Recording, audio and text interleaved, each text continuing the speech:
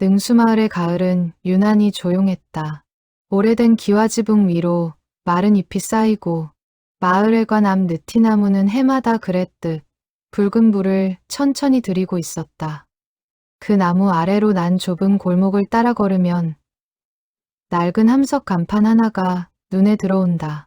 오래된 책방, 페인트가 반쯤 벗겨진 그 간판 아래 쉬녀덜비 서지원이 오늘도 문을 열고 있었다. 지원은 원래 이 마을 사람이 아니었다. 30해가 넘도록 도시에서 국어 교사로 지내다가 남편을 먼저 보내고 나서야 이곳으로 흘러들어왔다. 처음엔 그저 조용히 여생을 보낼 곳이 필요했을 뿐이었다. 그런데 마침 매물로 나온 이 건물이 일제강점기 말부터 60년대까지지. 마을의 전보를 취급하던 전보국 자리였다는 사실을 알게 된 뒤로는 이상하게도 마음이 자꾸 그리로 끌렸다. 낡은 것들에는 저마다의 사연이 스며 있다고 믿는 사람이었으니까. 책방을 연 지 5년. 지원은 매달 첫째 주 토요일마다 서가를 정리하며 먼지를 털어냈다. 오늘은 그 정리의 날이었다. 창고로 쓰는 뒷방. 옛 전보국 시절의 목재 접수대가 그대로 남아있는 그 방에서 지원은 낡은 서랍장 하나를 옮기려던 참이었다. 서랍장은 오랜 세월 벽에 바짝 붙어 있어서 그 뒤에 무엇이 있는지 아무도 신경 쓰지 않았다. 서랍장을 힘겹게 밀어내자 벽에 붙어있던 낡은 합판이 함께 떨어져 나왔다. 합판 뒤로 드러난 것은 작은 벽감이었다. 사람 손이 겨우 들어갈 만한 크기의 공간. 그 안에 나무 상자 하나가 놓여 있었다. 상자는 오동나무로 짠 것으로 겉면에는 세월의 때가 짙게 배어 있었고 자물쇠는 이미 삭아서 손끝만 대도 부스러질 지경이었다. 지원은 잠시 숨을 골랐다. 낡은 건물을 손보다 보면 종종 지난 시절의 흔적과 마주치는 일이 있었지만 이렇게 은밀하게 숨겨진 상자를 만난 것은 처음이었다. 조심스럽게 뚜껑을 열자 누렇게 바랜 종이 뭉치가 나왔다. 전보 용지였다. 그것도 단 한 장. 발신인과 수신인의 이름, 그리고 짧은 문장 몇 줄이 타자기로 찍혀 있었다. 발신인 한만석, 수신인 김순영. 날짜는 지금으로부터 41해 전 10월이었다. 지원은 종이를 손끝으로 조심스레 펼쳤다. 타이프 활자는 반쯤 발해 있었지만 또박또박 찍힌 문장만은 아직 읽을 수 있었다. 순영 씨, 나는 내일 배를 탑니다. 3년만 기다려 주십시오. 돌아오는 날 가장 먼저 당신을 찾겠습니다. 부디 나를 잊지 말아 주십시오. 지원은 한참을 그 자리에 서 있었다. 전보라는 것은 본디 급한 소식을 전하기 위한 것이었다. 그런데 이 전보는 어째서 41해가 넘도록 이 벽 속에 갇혀 있었을까? 발신인은 분명히 요금을 내고 이 글자들을 새겼을 것이다. 그런데 어째서 수신인의 손에는 닿지 못한 것일까? 지원은 상자를 통째로 안고 책방 앞쪽 계산대로 나왔다. 마침 오후 손님을 정리하던 아르바이트생 최은서가 그 모습을 보고 다가왔다. 은서는 26, 이 마을에서 나고 자라 도시로 나갔다가 재작년에 다시 돌아온 청년이었다. 조용하고 손끝이 야무진 편이라 지원은 은서에게 책 정리며 오래된 자료 손질을 곧잘 맡기곤 했다. 사장님, 그게 뭐예요? 은서가 상자 안을 들여다보며 물었다. 지원은 대답 대신 전보 용지를 조심스레 은서에게 건넸다. 은서는 종이를 받아들고 첫 줄을 읽어 내려가다가 이내 표정이 굳었다. 한만서, 이 이름 어디서 들어본 것 같은데요. 지원이 고개를 갸웃했다. 은서는 잠시 기억을 더듬는 얼굴을 하더니 곧 조심스럽게 입을 열었다. 저희 할아버지가 옛날에 이 자리에서 전보 일을 하셨거든요. 최덕수라고. 제가 어릴 때 돌아가셨는데 할머니가 가끔 그러셨어요. 할아버지가 평생 마음에 짐을 지고 사셨다고. 무슨 일인지는 끝까지 말씀 안 해주셨지만요. 지원의 눈이 커졌다. 최덕수. 이 전보국의 마지막 근무자였던 사람. 그렇다면 이 전보가 발신자의 손을 떠나 이 벽 속에 숨겨지기까지. 그 사이에 서 있던 사람이 바로 은서의 할아버지라는 뜻이었다. 지원은 다시 한번 종이 위에 문장을 눈으로 훑었다. 3년만 기다려달라는 그 짧은 부탁이 어째서 41해가 넘도록 전해지지 못했는지, 그리고 그 사이에 도대체 무슨 일이 있었는지. 지원은 문득 이 오래된 상자가 단순한 유품이 아니라 누군가의 인생을 가로막았던 침묵의 증거일지도 모른다는 생각이 들었다. 창밖으로는 늦은 오후의 햇살이 느티나무 잎사귀 사이로 비껴들고 있었다. 지원은 상자를 조심스레 서가 한켠에 내려놓으며 마음속으로 조용히 다짐했다. 이 전보의 주인을 찾아야겠다고. 41해나 늦었지만 이 한 장의 종이가 원래 가야 했던 곳으로 갈 수 있도록, 그것이 이 오래된 건물에 깃든 사연에 대한 자신이 할 수 있는 최소한의 예의라는 생각이 들었다. 은서는 여전히 종이를 들여다보며 말이 없었다. 할아버지의 이름이 이렇게 다시 세상에 나올 줄은 몰랐다는 얼굴이었다. 지원은 그런 은서의 어깨를 가만히 다독이며 말했다. 우리 이 편지의 주인을 한번 찾아볼까? 은서는 대답 대신 고개를 끄덕였다. 그렇게 41해 동안 벽 속에 갇혀있던 이야기가 천천히 다시 움직이기 시작했다. 지원은 그날 저녁 책방 문을 닫고 나서도 좀처럼 자리를 뜨지 못했다. 낡은 접수대 위에 전보 용지를 반듯하게 펴놓고 몇 번이고 그 문장을 다시 읽었다. 3년만 기다려달라는 말 속에는 그 시절 젊은이가 감당해야 했던 무게가 고스란히 담겨 있는 듯했다. 배를 탄다는 것은 단순한 이별이 아니었다. 그 시절 원양어선을 탄다는 것은 살아 돌아온다는 보장조차 없는 먼 항해를 뜻했다. 그런 결심을 앞두고 마지막으로 남긴 말이 어째서 상대에게 닿지 못했을까. 지원은 서랍 깊숙한 곳에서 낡은 마을 지도와 오래된 호적 등본 사본 몇 장을 꺼냈다. 책방을 열면서 전 주인에게서 넘겨받은 자료들이었다. 그 안에는 이 마을에 오래 살았던 집안들의 흔적이 드문드문 남아 있었다. 지원은 돋보기를 끼고 한 장 한 장 넘기며 김씨 성을 가진 이들의 이름을 찾기 시작했다. 순영이라는 이름은 흔한 편이 아니어서 어쩌면 실마리를 찾을 수 있을지도 몰랐다. 그 사이 은서는 집으로 돌아가 할머니의 오래된 반다지를 뒤졌다. 할아버지 최덕수가 남긴 유품이 몇 가지 있다는 것을 알고는 있었지만 지금까지는 굳이 열어볼 이유가 없었다. 반다지 안에는 빛바랜 사진 몇 장과 오래되어 귀퉁이가 다른 공책 한 권이 들어 있었다. 공책을 펼치자 할아버지의 반듯한 필체가 눈에 들어왔다.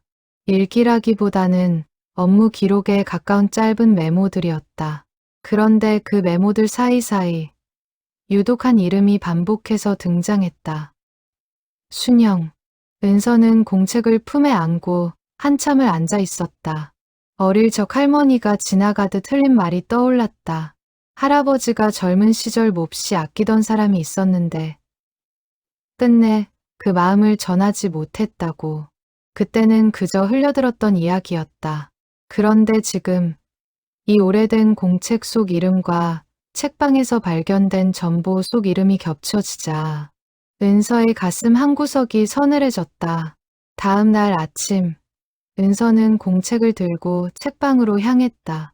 지원은 이미 접수대 앞에 앉아 지도를 살피고 있었다.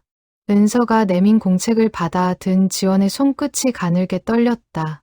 첫 장을 넘기자 할아버지 최덕수가 20몇 살 무렵부터 써내려간 짧은 문장들이 이어졌다.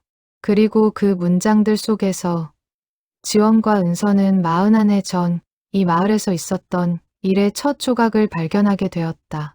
오늘 순영 씨가 국수집 앞에서 나를 보고 웃어주었다.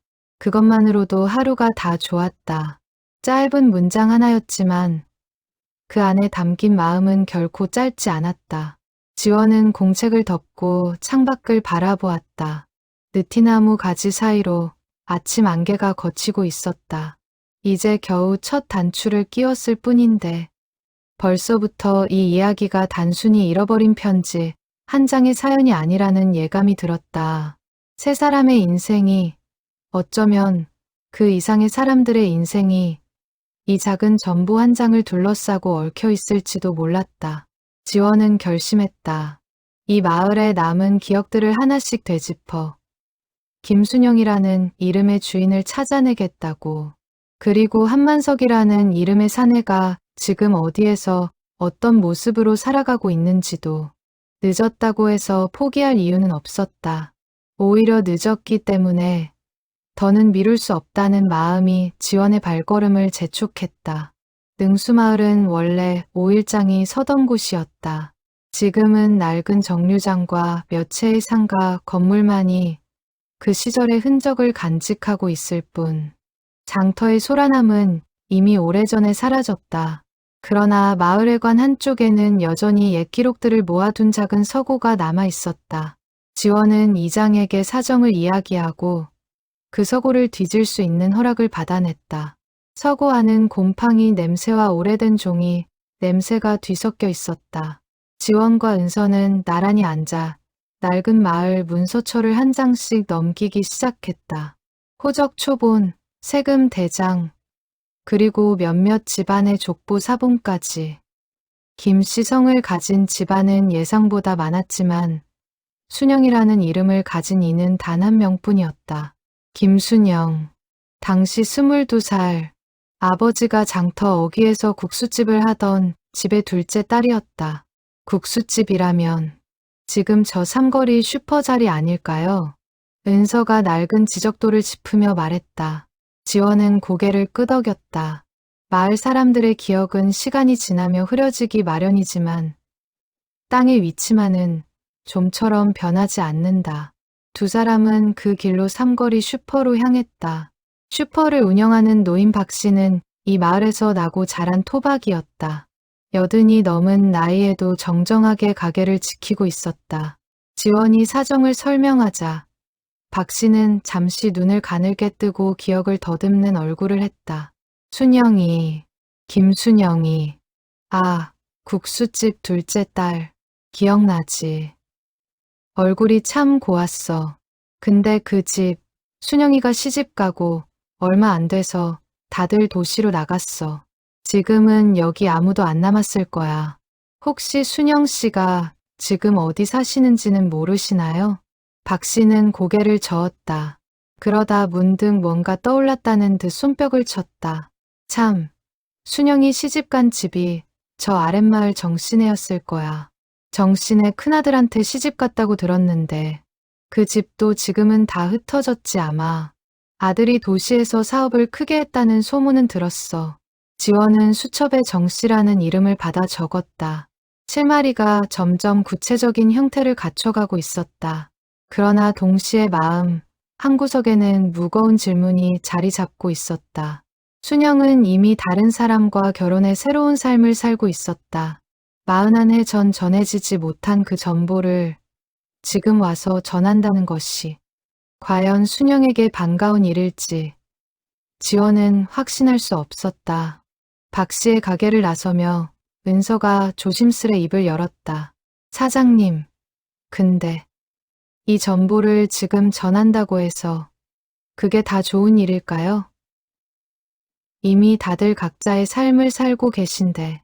지원은 잠시 걸음을 멈추고 은서를 바라보았다. 그 질문은 지원 스스로도 여러 번 되물었던 것이었다. 나도 처음엔 그런 걱정이 들었어. 그런데 말이야, 은서야. 사람이 평생 마음에 걸리는 일 하나쯤은 안고 살잖니.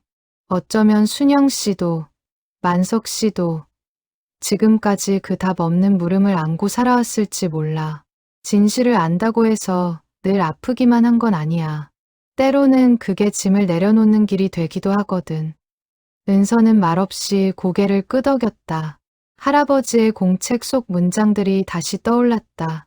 순영이라는 이름을 적어 내려가던 그 손끝의 마음이 과연 어떤 무게였을지. 은서는 이제 조금씩 헤아릴 수 있을 것 같았다. 두 사람은 다시 책방으로 돌아와 최덕수의 공책을 처음부터 찬찬히 읽어 내려가기 시작했다. 공책의 초반부는 그저 담담한 업무 기록이었다.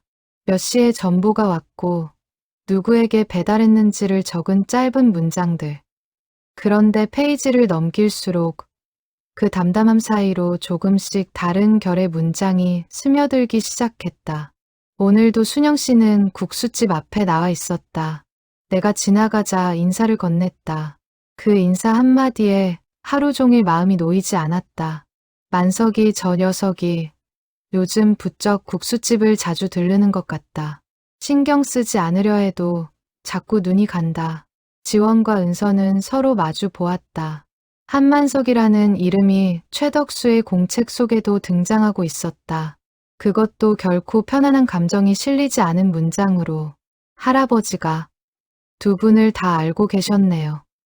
은서의 목소리가 낮게 잠겼다. 지원은 조용히 공책을 넘겼다. 페이지가 넘어갈수록 세 사람의 이름이 점점 더 자주, 그리고 점점 더 얽혀서 등장하기 시작했다. 마치 하나의 실타래가 서서히 풀려나오듯 41해 전 이 작은 마을에서 벌어졌던 일의 윤곽이 조금씩 드러나고 있었다. 창밖으로 해가 저물고 있었다. 지원은 공책을 덮지 못한 채 다음 페이지에 어떤 이야기가 담겨 있을지 두려운 마음 반, 궁금한 마음 반으로 손끝을 떨었다. 이제 이 이야기는 단순히 잃어버린 전보 한 장을 찾아주는 일이 아니었다. 새 젊은이의 마음이 어떻게 어긋났는지 그 진실 속으로 걸어 들어가는 일이었다. 지원은 다음 날에도 공책을 손에서 놓지 않았다. 아침 일찍 책방 문을 열자마자 접수대에 앉아 공책의 다음 장을 넘겼다. 최덕수의 필체는 갈수록 흔들리고 있었다. 처음에는 또박또박했던 글씨가 어느 시점부터인가 조금씩 삐뚤어지고 눌러쓴 흔적이 짙어졌다. 마치 글을 쓰는 사람의 마음이 그대로 종이에 새겨진 듯했다. 오늘 만석이가 3년 뒤에 돌아오면 순영 씨와 혼인을 약속했다는 이야기를 들었다. 축하해 주어야 하는데 나는 왜 이리 마음이 무거운가.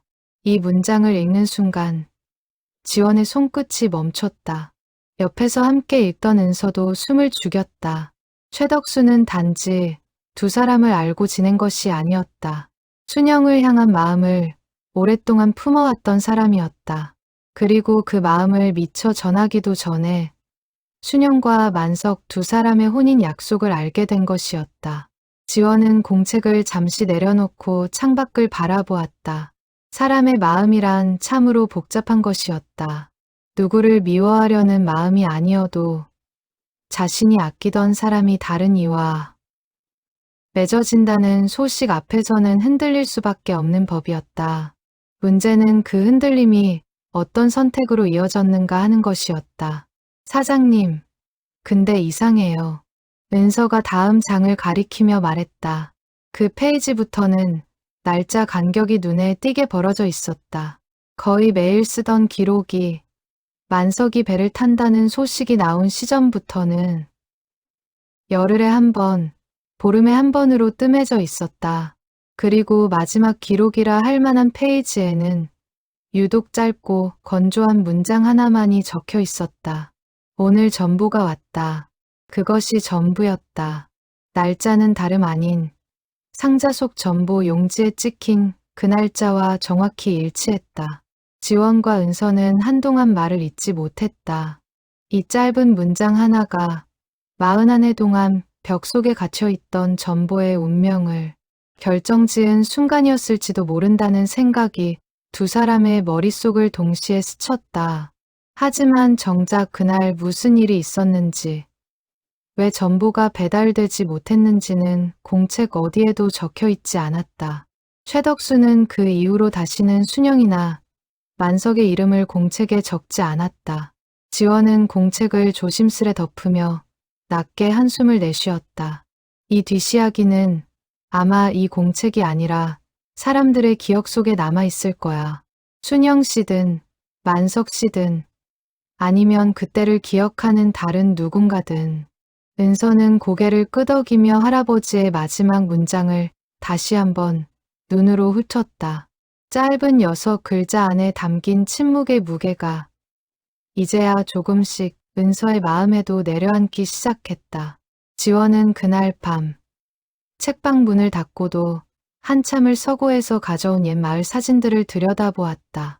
흐릿하게 남은 흑백 사진 속에는 장이 서던 날에 북적이던 거리와 아이들이 뛰놀던 골목, 그리고 지금은 헐린 지 오래인 전보국의 옛 모습이 어렴풋이 담겨 있었다.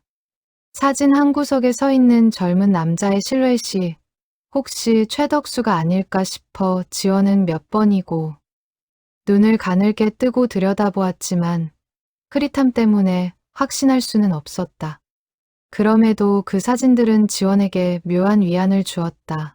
41해 전의 능수마을이 지금과는 사뭇 다른 활기로 가득했다는 사실이 새삼 실감 났기 때문이다. 그 활기 속 어딘가에서 순영과 만석과 덕수 세 사람이 각자의 마음을 품은 채 스쳐 지나가고 있었을 것이다. 지원은 사진들을 조심스레 봉투에 담아 은서의 할머니에게도 언젠가 보여드려야겠다고 생각했다. 41해 전 능수마을의 국수집은 장이 서는 날마다 사람들로 북적였다. 김순영은 그 국수집의 둘째 딸로 아침이면 부엌에서 어머니를 도와 육수를 우려내고 낮이면 손님상을 나르며 하루를 보냈다. 손끝이 야무지고 웃음이 맑아 장터를 오가는 사람들 사이에서도 순영을 모르는 이가 없었다. 한만석은 이웃마을 출신으로 아버지를 일찍 여의고 홀어머니와 함께 살던 청년이었다. 그날 품삯을 벌어 살림을 꾸리던 만석은 장날이면 능수마을 국수집에 들러 국수 한 그릇을 비우고 가는 것이 낙이었다. 처음에는 그저 국수 맛이 좋아서였다. 그러나 언젠가부터 만석의 발걸음은 국수보다 순영의 미소를 향해 있었다. 두 사람이 처음 말을 나눈 것은 장마가 시작되던 6월의 어느 날이었다. 소나기를 피해 국수집 처마 밑에 서 있던 만석에게 순영이 따뜻한 국물 한 그릇을 조용히 내밀었다. 비 오는 날엔 뜨끈한 게 최고예요. 그 말 한마디가 만석의 가슴에 오래도록 남았다. 그날 이후로 만석은 장날마다 국수집을 찾았고 순영도 어느샌가 만석이 오는 날을 손꼽아 기다리게 되었다. 두 사람은 국수집 마당 한쪽 평상에 걸터 앉아 짧은 이야기를 나누는 것으로 마음을 키워갔다. 큰 약속도 화려한 말도 없었지만 그 시절의 사랑은 그렇게 소박한 시간들 위에 조용히 쌓여갔다. 가을이 깊어갈 무렵 만석은 순영의 아버지를 찾아가 정식으로 인사를 드렸다. 순영의 아버지는 처음엔 못마땅한 기색을 감추지 않았다. 만석이 가진 것이라곤 튼튼한 몸과 성실한 뿐이었으니 딸을 내어주기엔 마음이 놓이지 않았던 것이다. 그러나 만석의 우직한 진심을 몇 번이고 확인한 끝에 아버지도 결국 마음을 열었다. 3년이다. 그 안에 배 타서 돈 모아오면 내 딸 내주마. 그것이 순영 아버지의 조건이었다. 그 시절 원양어선은 젊은이들이 목돈을 마련할 수 있는 몇 안 되는 길이었다. 위험이 따르는 일이었지만 만석은 망설이지 않았다. 순영과 함께할 미래를 위해서라면 그 정도의 위험은 얼마든지 감수할 수 있다고 믿었다. 순영은 만석이 떠난다는 소식을 듣고 며칠 밤을 뒤척였다. 3년이라는 시간이 짧지 않다는 것을 알았기 때문이다. 그러나 순영은 만석을 믿었다. 그가 반드시 돌아오리라는 것을. 그리고 그때까지 자신이 할 수 있는 일은 그저 기다리는 것뿐이라는 것을 순영은 알고 있었다. 출항을 며칠 앞둔 어느 날 만석은 순영을 마을 어귀 느티나무 아래로 불러냈다.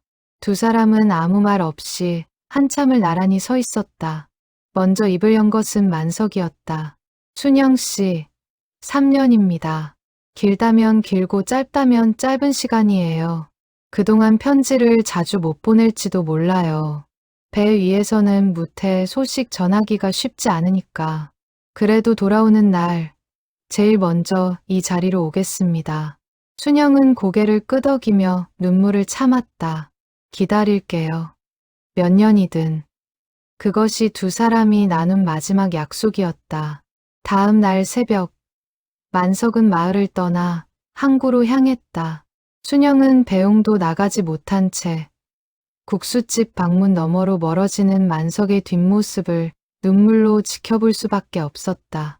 그 시절에는 여인이 사내를 배웅하러 나서는 것조차 마을 사람들의 눈총을 살 일이었으니까. 만석이 떠나고 얼마 지나지 않아 순영은 자신이 할 수 있는 유일한 일을 시작했다. 매일 아침 국수집 문을 열기 전 마을 전보국 앞을 지나며 혹여 소식이 와 있지는 않을까 마음을 졸이는 일이었다. 전보국의 젊은 직원 최덕수는 그런 순영을 볼 때마다 애써 담담한 얼굴로 인사를 건넸다. 순영은 몰랐다. 그 담담한 얼굴 뒤에 덕수가 얼마나 복잡한 마음을 숨기고 있는지를. 만석이 배를 타기 전 마지막으로 남긴 말이 있었다. 무태 닿는 첫 항구에서 반드시 전보 한 장을 띄우겠다는 약속이었다. 그것이 바로 지금 오래된 책방 벽 속에서 발견된 그 한 장의 종이었다. 만석은 약속을 지켰다. 문제는 그 약속이 순영에게 닿기까지의 마지막 한 걸음에서 어긋나 버렸다는 사실이었다. 느티나무 아래 홀로 남겨진 순영의 그림자 위로 그의 가을의 마지막 낙엽이 조용히 내려앉고 있었다. 만석이 떠난 뒤 국수집의 하루는 예전과 다름없이 흘러갔다. 새벽이면 육수를 우리고 낮이면 손님을 맞이하고 저녁이면 가게 문을 닫았다. 그러나 순영의 마음속에는 이전에 없던 기다림이라는 것이 자리를 잡았다. 손님상을 나르다가도 문득 창밖을 바라보게 되었고 장이 서는 날이면 혹여나 만석을 닮은 뒷모습이 지나가지 않을까 눈길이 절로 향했다. 순영의 어머니는 그런 딸의 마음을 눈치채고 있었지만 굳이 묻지 않았다. 그저 가끔 순영의 손을 잡아주며 짧게 한마디를 건넬 뿐이었다. 기다리는 것도 다 그 사람 몫이야. 너무 애태우지 마라. 그 말에 순영은 애써 웃어 보였지만 밤이 깊어지면 홀로 방 안에서 만석이 남기고 간 짧은 편지지. 한 장을 꺼내 읽고 또 읽었다. 편지라고 해봐야 몇 줄 되지 않는 짧은 글이었다. 그러나 그 몇 줄 안에 담긴 진심만큼은 순영에게 세상 그 무엇보다 소중한 것이었다. 한편 항구를 떠난 만석의 삶도 순탄치만은 않았다. 원양어선의 생활은 상상 이상으로 고되었다. 거친 파도와 끝없는 노동, 그리고 무틀 그리워하는 동료들의 한숨 속에서 만석은 오직 3년 뒤 순영과의 재회만을 마음에 품고 하루하루를 버텨냈다. 배가 첫 번째 기항지에 닿았을 때 만석은 가장 먼저 전보국을 찾았다. 몇 날 며칠을 벼르고 별렀던 그 한 장의 전보를 떨리는 손으로 붙이기 위해서였다. 전보 요금은 만석의 하루 품삯보다 훨씬 비쌌지만 만석은 망설임 없이 그 돈을 치렀다. 순영이 자신의 마음을 다시 한번 확인하고 흔들림 없이 기다려주기를 바라는 마음이 그 몇 글자 안에 오롯이 담겨 있었다. 전보를 붙이고 돌아서는 만석의 발걸음은 그 어느 때보다 가벼웠다. 이제 순영에게 자신의 진심이 닿았을 것이라 믿었기 때문이다. 그러나 만석은 알지 못했다. 그 전보가 향한 곳은 순영의 손이 아니라 능수마을 전보국의 낡은 서랍 속이었다는 사실을. 계절이 2번 바뀌는 동안 순영은 하루도 거르지 않고 만석을 기다렸다. 겨울이 지나고 봄이 오자 순영은 국수집 마당에 작은 나무 한 그루를 심었다. 만석이 돌아오는 해에 꽃을 피우길 바라는 마음에서였다. 순영은 그 나무에 매일 물을 주며 마치 그것이 만석과의 약속을 지키는 의식이라도 되는 양 정성을 다했다. 마을 사람들 사이에서는 순영을 두고 이런저런 말들이 오갔다.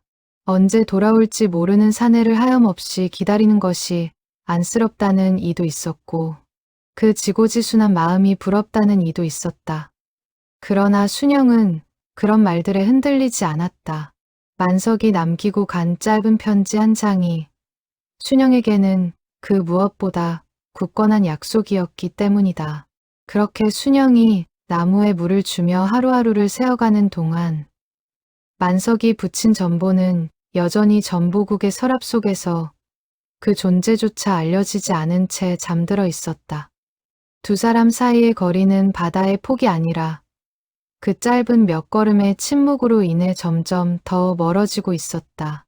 만석이 떠나기 전 마지막으로 했던 약속 중에는 순영에게 보여주고 싶다며 아껴두었던 작은 조갑이 목걸이도 있었다. 첫 항구에 도착하면 가장 먼저 사서 붙이겠다던 그 약속은 사정이 여의치 않아 지켜지지 못했다. 대신 만석은 그 마음을 담아 전보의 문장 하나하나를 정성껏 골랐다. 짧은 글자 수 안에 자신의 진심을 다 담아내야 했기에 만석은 전보국 앞에서 몇 번이고 문장을 고쳐 썼다고 훗날 회고하곤 했다. 순영 또한 그 시절 자신만의 방식으로 기다림을 표현했다. 매달 금음이면 국수집 뒤뜰에 작은 등불을 밝혀두는 것이었다. 마을 어른들은 그것이 무슨 뜻인지 묻지 않았지만 순영에게는 그 등불이 곧 만석을 향한 무언의 신호와도 같았다. 언젠가 돌아올 그가 멀리서라도 그 불빛을 알아봐 주기를 바라는 마음에서였다. 그러나 그 등불은 3년이 넘도록 정작 그것을 알아봐야 할 사람에게는 닿지 못한 채 홀로 마을의 밤하늘을 밝힐 뿐이었다. 최덕수는 능수마을에서 나고 자란 사람이었다.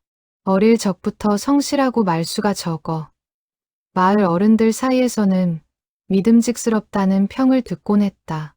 19살에 전보국 견습생으로 들어가 23이 되던 해에는 이 작은 전보국을 홀로 책임지는 정식 직원이 되었다. 하루에도 몇 번씩 마을 사람들의 소식을 전하는 일을 하며 덕수는 그 일에 나름의 자부심을 느끼고 있었다.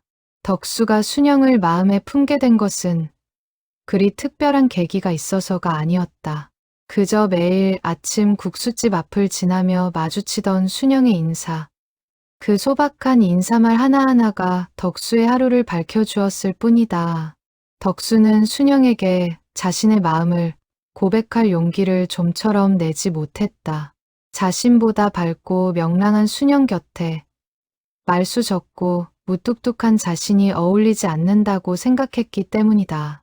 그러던 어느 날 덕수는 순영과 만석이 함께 국수집 평상에 앉아 도란도란 이야기를 나누는 모습을 보게 되었다. 그 순간부터 덕수의 마음속에는 설명하기 힘든 씁쓸함이 자리 잡기 시작했다. 그것은 미움이라기보다는 자신이 끝내 내밀지 못한 마음에 대한 후회에 가까웠다. 덕수는 애써 그 마음을 누르며 두 사람의 다정한 모습을 먼발치에서 지켜보는 것으로 스스로를 다독였다. 만석이 순영의 아버지에게 정식으로 인사를 드리고 3년 안에 배를 타서 돈을 벌어오겠다는 약속을 했다는 소문이 마을에 퍼졌을 때 덕수는 누구보다 먼저 그 소식을 들었다. 전보국이라는 곳이 본 뒤 마을의 온갖 소식이 가장 먼저 모이는 자리였기 때문이다. 덕수는 그 소식을 듣고 며칠 동안 잠을 이루지 못했다. 자신의 마음을 전할 기회조차 갖지 못한 채 순영이 다른 이와 미래를 약속했다는 사실이 덕수의 가슴을 짓눌렀다. 그럼에도 덕수는 겉으로 내색하지 않았다. 오히려 만석이 출항하던 날 마을 어귀까지 나가 조용히 그 뒷모습을 지켜보기까지 했다. 덕수는 스스로에게 되뇌었다. 순영이 행복하다면 그것으로 되었다고. 자신의 마음은 그저 가슴 한구석에 묻어두면 그만이라고. 그러나 사람의 마음이라는 것이 다짐한다고 해서 쉬이 다스려지는 것은 아니었다. 만석이 떠난 지 몇 달, 항구 소인이 찍힌 전보 한 장이 능수마을 전보국에 도착했다. 수신이는 김순영, 발신이는 한만석, 덕수는 그 전보를 받아든 순간 손끝이 가늘게 떨리는 것을 느꼈다. 규정대로라면 곧바로 배달원을 통해 순영에게 전해야 할 전보였다. 덕수는 전보 용지를 한참 동안 내려다보았다. 짧은 문장 속에 담긴 진심이 활자 너머로도 고스란히 전해지는 듯했다. 순영 씨, 나는 내일 배를 탑니다.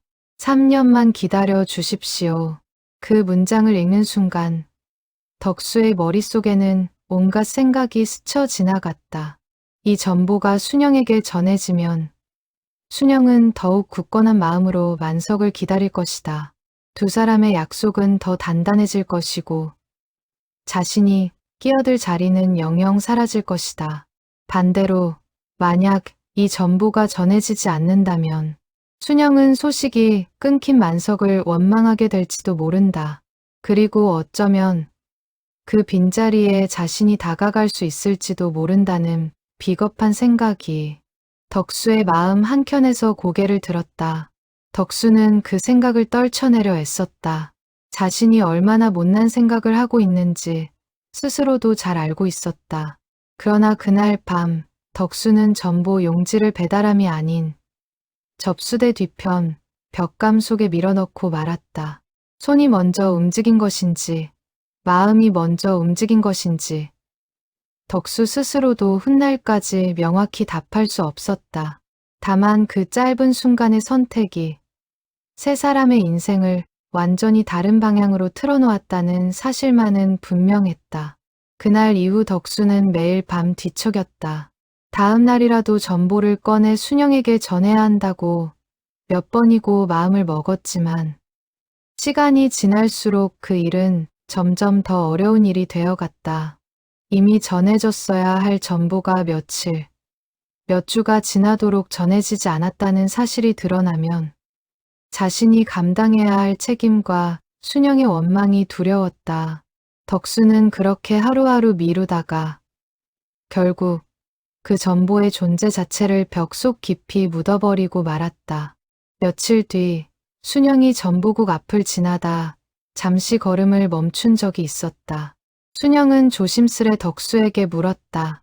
덕수 씨, 혹시 저한테 온 소식 없나요? 만석 씨한테서요. 그 물음에 덕수는 순간 숨이 멎는 듯했다. 그러나 이내 태연한 얼굴을 꾸며내며 고개를 저었다. 아직 없어요. 배 위에서는 소식 전하기가 쉽지 않을 테니 조금만 더 기다려 보세요. 거짓말이었다. 순영은 그 말을 곧이곧대로 믿고 고개를 끄덕이며 다시 국수집으로 돌아갔다. 그 뒷모습을 바라보며 덕수는 가슴 한켠이 무너져 내리는 것을 느꼈다. 자신이 방금 내뱉은 그 짧은 거짓말이 앞으로 얼마나 오래도록 자신을 오가맬 것인지 그때의 덕수는 미처 알지 못했다.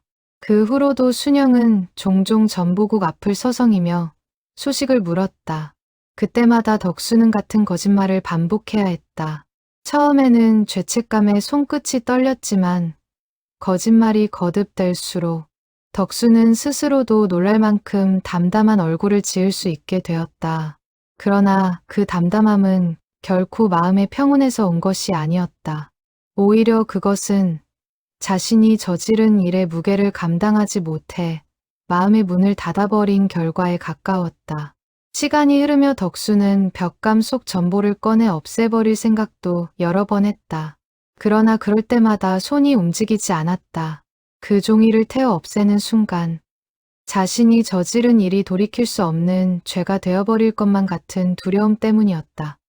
그렇게 덕수는 전보를 없애지도 전하지도 못한 채 그저 벽 속에 묻어두는 것으로 스스로의 마음을 유예했다. 그것이 훗날 41해가 넘도록 이어질 침묵의 시작이었다. 가을이 겨울로 바뀌고 다시 봄이 올 때까지 덕수는 순영의 눈을 똑바로 마주하지 못했다. 국수집 앞을 지날 때마다 일부러 먼 길을 돌아가기도 했다. 마을 사람들은 덕수가 부쩍 말수가 줄고 표정이 어두워졌다고 수군거렸지만 그 누구도 진짜 이유를 짐작하지 못했다. 덕수 혼자만이 그 무거운 진실을 가슴에 품은 채 하루하루를 견디고 있었다. 훗날 덕수는 이웃 마을 처녀와 혼인하여 가정을 이루었다. 겉으로 보기에는 평범하고 성실한 가장이었다. 그러나 아내조차 알지 못하는 마음의 방 하나를 덕수는 평생 자신의 가슴 깊은 곳에 걸어 잠근 채 살아갔다. 은서가 어릴 적 보았던 할아버지의 쓸쓸한 뒷모습, 할머니가 가끔 흘리듯 말하던 마음의 짐이라는 말이 이제야 비로소 그 실체를 드러내고 있었다. 덕수는 세월이 흘러도 그 벽감 앞을 지날 때마다 걸음이 무거워지곤 했다. 접수대를 정리하다가도 그 자리 근처에는 손이 잘 가지 않았고 언젠가 새로 부임한 후임 직원이 그 자리에 서랍장을 옮겨놓겠다고 했을 때도 덕수는 별다른 이유 없이 만류했다. 후임 직원은 그저 고참 선배의 고집이라 여기고 넘어갔지만 사실 그것은 덕수 나름의 방식으로 그 비밀을 지키려는 마지막 안간힘이었다. 말년에 이르러 덕수는 종종 마당에 앉아 먼 하늘을 바라보며 혼잣말을 중얼거리곤 했다. 은서는 그때마다 할아버지가 그저 옛 생각에 잠기신 거라 여겼을 뿐 그 혼잣말 속에 담긴 이름이 무엇이었는지는 헤아리지 못했다. 세상을 떠나기 며칠 전 덕수는 말순 여사에게 딱 한 번 이렇게 말했다고 한다. 내가 언젠가 저지른 일이 있는데 그걸 바로잡을 용기가 끝내 없었다. 그 말의 의미를 이제 은서와 지원이 41해 만에 비로소 풀어내고 있었다. 덕수의 공책 맨 뒷장에는 다른 페이지와는 사뭇 다른 필체로 짧은 글귀 하나가 적혀 있었다. 세월이 한참 흐른 뒤에 다시 펼쳐 쓴 듯 잉크의 색깔부터 달랐다. 언젠가 누군가 이 벽을 허물게 되면 그때는 이 전보가 제 주인을 찾아가기를. 지원은 그 문장을 발견한 순간 온몸에 소름이 돋는 듯한 전율을 느꼈다. 덕수는 끝내 스스로 그 전보를 꺼내 전할 용기는 내지 못했지만 언젠가 진실이 밝혀지기를 마음 한구석에서나마 바라고 있었던 것이다. 그것은 죄책감의 다른 얼굴이자 동시에 뒤늦게라도 바로잡히기를 바라는 간절한 소망이기도 했다. 지원은 그 문장을 몇 번이고 다시 읽으며 이 여정이 결코 우연이 아니라 어쩌면 오래전부터 예정되어 있던 일인지도 모른다는 생각이 들었다. 지원과 은서는 삼거리 슈퍼 박씨가 알려준 대로 아랫마을 정씨, 집안의 행방을 수소문하기 시작했다. 인터넷 지도와 낡은 전화번호부, 그리고 마을 이장의 도움까지 총동원한 끝에 두 사람은 순영이 지금 도시 외곽의 한 임대 아파트에 홀로 살고 있다는 사실을 알아냈다. 남편은 5년 전 세상을 떠났고 자녀들은 각자 결혼해 먼 곳에 흩어져 산다고 했다. 지원은 무작정 찾아가는 것이 예의가 아니라는 생각에 먼저 순영의 큰딸에게 연락을 취했다. 사정을 조심스레 설명하자 딸은 한참을 침묵하다가 이내 목소리를 낮춰 물었다. 어머니가 그 이야기를 다시 들으셔야 할까요? 이제 와서요? 지원은 딸의 걱정을 이해했다. 그러나 진실을 전하지 않는 것이 반드시 그 사람을 지키는 길은 아니라는 믿음이 있었다. 결정은 어머님께서 하시는 게 맞다고 생각해요. 저희는 그저 어머님이 41해 전에 받으셨어야 할 것을 지금이라도 전해드리고 싶을 뿐입니다. 며칠 뒤 딸에게서 연락이 왔다. 어머니가 두 사람을 만나보겠다고 했다는 소식이었다. 약속한 날 지원과 은서는 낡은 전보 상자를 품에 안고 순영의 집을 찾았다. 문을 열어준 순영은 사진 속에서 보았던 젊은 날의 미소를 여전히 간직한 채 두 사람을 맞이했다. 백발이 성성한 머리와 깊게 팬 주름 사이로 그 시절 국수집 앞에서 웃던 22살 처녀의 흔적이 언뜻언뜻 비쳤다. 거실에 마주 앉은 세 사람 사이에 잠시 어색한 침묵이 흘렀다. 지원이 먼저 상자를 조심스레 내밀며 그동안의 경위를 천천히 설명하기 시작했다. 옛 전보국 건물의 벽 속에서 발견된 전보, 그 발신인과 수신인의 이름, 그리고 최덕수의 공책에 담긴 기록까지. 순영은 미동도 없이 그 이야기를 들었다. 지원이 마지막으로 전보 용지를 순영의 손에 건넸다. 순영은 떨리는 손으로 그 종이를 받아 들었다. 41해 만에 처음으로 마주하는 자신을 향해 쓰였던 문장이었다. 순영은 안경을 고쳐 쓰고 천천히 그 짧은 문장을 읽어 내려갔다. 순영 씨, 나는 내일 배를 탑니다. 3년만 기다려 주십시오. 돌아오는 날 가장 먼저 당신을 찾겠습니다. 부디 나를 잊지 말아 주십시오. 문장을 다 읽은 순영의 눈에서 소리 없이 눈물이 흘러내렸다. 그것은 슬픔이라고도 기쁨이라고도 딱 잘라 말할 수 없는 눈물이었다. 순영은 한참을 그렇게 앉아 있다가 나지막이 입을 열었다. 저는 그 사람이 저를 잊은 줄 알았어요. 3년을 기다려도 소식이 없으니까 그럴 수밖에요. 순영의 목소리가 가늘게 떨렸다. 지원과 은서는 아무 말도 하지 못한 채 그저 순영의 다음 말을 기다렸다. 덕수 씨가 매번 저한테 소식 없다고 했어요. 저는 그 말을 믿었어요. 믿을 수밖에 없었죠. 그런데 그게 다 거짓말이었다는 거네요. 순영의 목소리에는 원망보다 허탈함이 짙게 배어 있었다. 41해라는 세월 동안 품어왔던 물음. 만석이 정말 자신을 잊은 것인지 아니면 다른 사정이 있었던 것인지에 대한 물음이 이제야 비로소 답을 찾은 것이었다. 그러나 그 답이 던져주는 것은 후련함만이 아니었다. 그토록 오랜 시간을 오해 속에서 흘려보냈다는 사실이 순영의 가슴에 새로운 아픔으로 내려앉았다.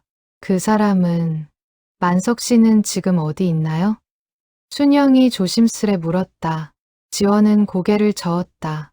아직 찾지 못했어요. 하지만 반드시 찾을 겁니다. 순영은 전보 용지를 가슴에 꼭 끌어안았다.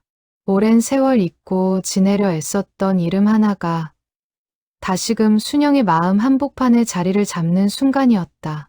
잠시 뒤 순영은 눈물을 닦아내며 지난 이야기를 천천히 풀어놓기 시작했다. 만석에게서 소식이 끊긴 지 1년이 다 되어갈 무렵 순영의 아버지는 더 이상 딸을 기다리게 둘 수 없다며 이웃 마을 정씨 집안과의 혼담을 서두르기 시작했다. 순영은 처음엔 완강히 거부했다. 그러나 소식 없는 사내를 하염없이 기다리는 딸을 지켜보는 부모의 마음도 편치만은 않았을 것이다. 결국 순영은 못 이기는 척 혼담을 받아들였다. 그때는 정말 배신감이 컸어요. 3년을 기다리라고 해놓고 편지 한 장이 없다니 원망도 많이 했어요. 그런데 이상하게 완전히 미워지지는 않더라고요.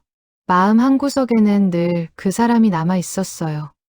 순영은 정씨 집안으로 시집간 뒤에도 남편에게는 차마 말하지 못한 채 그 마음을 홀로 사귀며 살아왔다고 했다. 남편은 성실하고 다정한 사람이었고 순영도 나름대로 행복한 가정을 꾸렸다. 그러나 가끔 잠 못 이루는 밤이면 순영은 자신도 모르게 만석의 얼굴을 떠올리곤 했다고 조용히 고백했다. 그 사람을 원망하는 마음이 완전히 사라진 적은 없었어요. 그런데 오늘 이 전보를 보고 나니 원망할 사람이 애초에 잘못 짚어져 있었다는 걸 알겠네요. 은서는 그 말을 들으며 고개를 숙였다. 할아버지의 이름이 이 자리에서 어떤 무게로 오가는지 은서는 온몸으로 느끼고 있었다. 지원이 조심스레 은서를 대신해 입을 열었다. 순영 어머님, 이 일에 저희 은서 할아버지가 관련되어 있다는 걸 저희도 알고 있어요. 은서가 많이 힘들어하고 있고요. 혹시 마음이 힘드시면 저희가 여기서 그만두어도 됩니다. 순영은 고개를 저으며 은서의 손을 가만히 잡았다. 아니에요. 은서 학생 잘못이 아니잖아요. 오히려 이렇게 진실을 찾아내줘서 고마워요. 덕수 씨도 아마 평생 마음 편히 살지 못했을 거예요. 그 사람 얼굴 나도 아직 기억나요. 늘 뭔가에 쫓기는 사람처럼 보였거든요. 그 말에 은서의 눈시울이 붉어졌다. 순영의 너그러움이 은서가 짊어지고 있던 죄책감의 무게를 조금이나마 덜어주는 듯했다. 지원과 은서가 자리에서 일어설 채비를 하자 순영이 조심스레 물었다. 그 사람, 만석 씨는 지금 어디서 어떻게 사는지 정말 모르나요? 살아는 있는 건가요? 지원은 잠시 망설이다가 솔직하게 답했다. 아직 확인하지 못했어요. 하지만 반드시 찾아서 오늘 이 이야기를 전하겠습니다. 순영 어머님이 원하신다면요. 순영은 창밖 먼 산을 한참 바라보다가 나지막이 고개를 끄덕였다. 그 사람이 잘 살고 있었으면 좋겠어요. 원망은 이제 됐어요. 그저 그 사람도 나처럼 오해 속에서 살아왔다면 그 오해라도 풀어주고 싶네요. 그 말을 끝으로 순영은 창가로 걸어가 오래전 국수집 마당에 심었던 나무를 떠올리듯 먼 하늘을 바라보았다. 지원과 은서는 조용히 목례를 하고 순영의 집을 나섰다. 돌아오는 길, 두 사람 사이에는 말이 없었다. 그러나 각자의 마음속에는 같은 다짐이 자리 잡고 있었다. 이제는 한만석을 찾아야 할 차례였다. 버스 안에서 은서는 창밖으로 스쳐 지나가는 가로수를 바라보며 문득 순영의 마지막 표정을 떠올렸다. 원망도 슬픔도 아닌 그저 오랜 세월의 무게를 조용히 내려놓는 듯한 얼굴이었다. 은서는 그 표정이 어쩐지 오래도록 잊히지 않을 것 같다는 예감이 들었다. 지원 역시 창에 기대어 눈을 감은 채 순영이 건넨 마지막 한마디를 곱씹고 있었다. 원망은 이제 됐어요. 그 짧은 문장이 지원에게는 이 일을 계속해 나갈 힘을 실어주는 듯했다. 책방에 돌아온 두 사람은 곧바로 만석의 행방을 찾기 위한 다음 계획을 세우기 시작했다. 순영과의 만남에서 얻은 단서들, 그리고 최덕수의 공책에 남은 몇 가지 기록을 다시 꼼꼼히 살피며 지원은 만석이 향했을 법한 항구 도시들의 목록을 하나씩 정리해 나갔다. 늦은 밤까지 이어진 그 작업 속에서도 두 사람의 눈빛에는 지친 기색보다 오히려 단단한 결의가 서려 있었다. 지원은 문득 순영의 거실에 걸려있던 오래된 가족 사진을 떠올렸다. 남편과 자녀들 사이에서 환하게 웃고 있던 순영의 모습은 분명 행복한 삶을 살아온 사람의 얼굴이었다. 그럼에도 그 웃음 뒤편에 마흔 안에 동안 묻어두었던 물음표 하나가 있었다는 사실이 지원의 마음을 오래도록 붙들었다. 사람은 겉으로 아무리 평온해 보여도 마음 깊은 곳에는 저마다의 미완의 이야기를 품고 살아가는 법이었다. 지원은 그 미완의 이야기들을 하나씩 완성해 나가는 이 여정이 자신에게도 뜻깊은 배움이 되고 있음을 느꼈다. 한만석을 찾는 일은 순영을 찾는 일보다 훨씬 어려웠다. 마을을 떠난 뒤로 이렇다 할 연고도 남은 가족도 없었기 때문이다. 지원과 은서는 원양어선 관련 옛 선원 명부를 뒤지고 지역 수산업 협동조합에 문의를 넣는 등 갖은 방법을 동원했다. 그러던 중 인근 항구 도시에 사는 은퇴한 선원 한 사람이 한만석이라는 이름을 기억한다는 소식이 들려왔다. 그 노인의 증언에 따르면 만석은 3년의 계약이 끝난 뒤에도 곧바로 고향으로 돌아오지 않았다고 했다. 대신 몇 년을 더 배 위에서 지내며 돈을 모았고 그 뒤에는 항구 도시에 정착해 작은 조선소에서 일하며 살아갔다는 것이었다. 지원은 그 조선소의 흔적을 쫓아 마침내 만석이 지금은 그 도시 변두리의 작은 어촌 마을에서 홀로 지내고 있다는 사실을 알아냈다. 만석은 82살, 아내를 10년 전에 떠나보내고 자녀도 없이 혼자 살고 있었다. 지원과 은서가 찾아간 날, 만석은 낡은 방파제 위에 앉아 먼 바다를 바라보고 있었다. 굽은 등과 거친 손마디에서 평생을 바다와 함께 살아온 세월이 고스란히 묻어났다. 지원이 조심스레 다가가 사정을 설명하자 만석은 처음엔 믿기지 않는다는 얼굴로 두 사람을 바라보았다. 그러나 지원이 내민 낡은 전보 용지를 보는 순간 만석의 얼굴빛이 순식간에 변했다. 떨리는 손으로 종이를 받아든 만석은 그 자리에 선 채로 오랫동안 말을 잇지 못했다. 이게 내가 붙인 그 전보요? 그때 그 항구에서 지원이 고개를 끄덕이자 만석의 눈에서 굵은 눈물이 흘러내렸다. 80이 넘은 노인의 눈물이었지만 그 안에는 25 청년의 서름이 고스란히 담겨 있었다. 나는 순영 씨가 나를 잊은 줄 알았소. 3년을 기다려도 답장 한 장이 없으니 그렇게 생각할 수밖에 없었지. 그래서 고향에 돌아갈 면목이 없었소. 돌아가 봐야 이미 다른 사람과 혼인했을 거라는 생각에 차마 발걸음이 떨어지지 않았어. 만석은 그 자리에 주저앉은 몸을 낮추었다. 은서가 얼른 곁에 다가가 부축했다. 만석은 한참을 흐느끼다가 겨우 마음을 추스르고 다시 입을 열었다. 그 뒤로도 몇 번 더 전보를 보냈소. 답이 없으니까 나중에는 그것도 그만두었지. 순영 씨가 나를 잊었다고 확신하니 더 이상 부질없는 짓 같았어. 그렇게 세월이 흐르고 나도 여기서 다른 사람 만나서 가정을 이루었소.